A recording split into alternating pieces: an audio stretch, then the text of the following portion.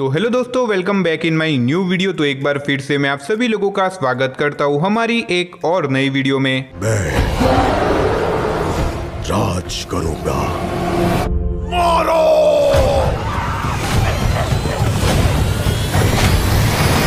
तो हेलो दोस्तों, welcome back in my new video. तो गाइज, अगर आपको भी मेरी तरह हॉलीवुड मूवीज देखना पसंद है तो ये वीडियो आपकी मदद कर सकता है, क्योंकि आज की वीडियो में आपको हाल ही में रिलीज हुई हॉलीवुड की कुछ न्यू मजेदार एक्शन एडवेंचर मूवीज के बारे में बताने वाला हूँ, जो कि आपको अभी के टाइम पे हिंदी लैंग्वेज में देखने को मिल जाएगी। लेकिन वीडियो शुरू करने से पहले अगर आप हमारी चैनल पे नए हो और अगर आपको इसी तरह की हॉलीवुड मूवीज देखना पसंद है तो मेक श्योर आप हमारी चैनल को सब्सक्राइब करके पास में जो बेल आइकन है उसे ऑन करके ऑल पे सेट जरूर करना, ताकि हमारी हर नई वीडियो का नोटिफिकेशन आप सभी लोगों के पास सबसे पहले पहुंच सके। हम फिलहाल 6 हैं और तू बिल्कुल अकेला। मैं अकेला ही काफी हूँ।